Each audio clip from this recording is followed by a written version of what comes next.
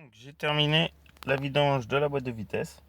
Donc si vous avez une boîte 6, vous allez terminer. Et moi, comme j'ai une boîte 5, je vais devoir vidanger aussi le puits. Donc je vais devoir enlever la console centrale.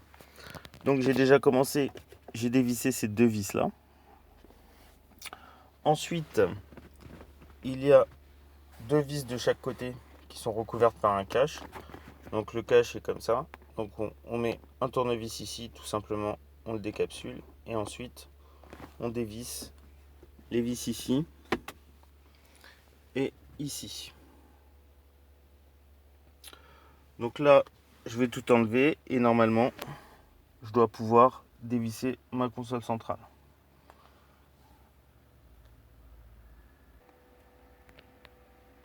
Alors voilà, le cache est enlevé. Donc là, j'ai la mousse isolante. Ouais, je crois que j'aurais dû prendre mon aspirateur. Hop. Donc là, je vais démonter les vis. Et je vais pouvoir avoir accès. Bah déjà, mon joint est troué. Voilà. Ça peut expliquer aussi pourquoi il fait chaud dans la voiture. Donc on va prendre l'aspirateur histoire de mettre un petit coup, puis on va démonter tout ça. Donc j'ai démonté les 4 vis. Donc voilà, et là il me reste les 3 vis en dessous.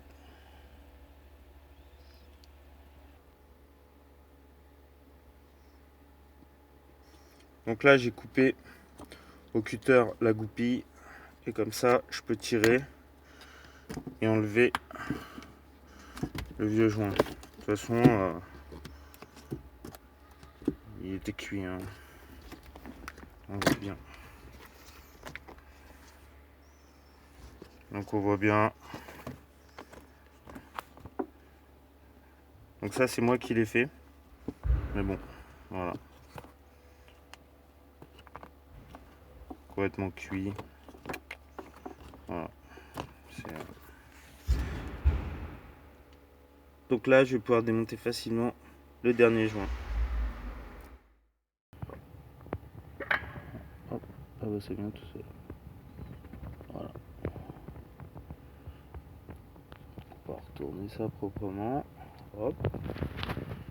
On peut apercevoir le puits qui n'est pas plein. Voilà. Donc on va aller chercher l'huile et on va le remplir un petit peu.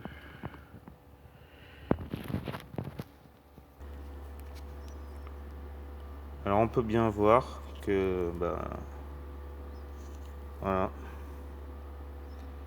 après faut pas s'étonner qu'il y ait de la chaleur dans l'habitacle, hein, parce que tout remonte de la boîte, hein. Le circuit d'air chaud est ouvert.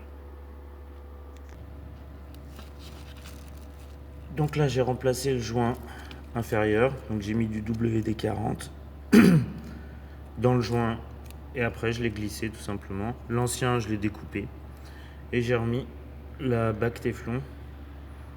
Donc l'ancienne, on la décapsule par ici là, avec un tournevis tout simplement, et ça vient tout seul. Voilà.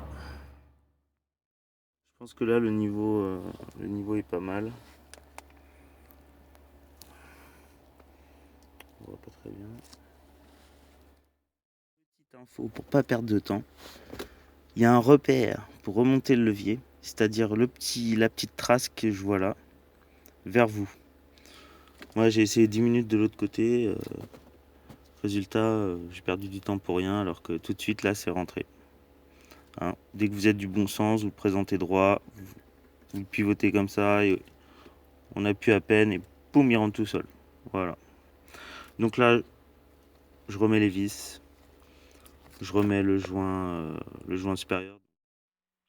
Donc là, j'ai plus qu'à remonter la console centrale. On va mettre mon pommeau, reclipser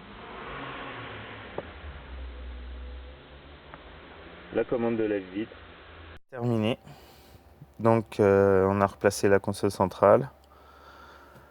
Je dirais que la principale difficulté, le truc le plus chiant, c'est de déclipser et d'enlever le connectible. Parce que comme on ne peut pas vraiment enlever la console centrale, je dirais qu'on n'est pas vraiment à l'aise, donc c'est assez chiant.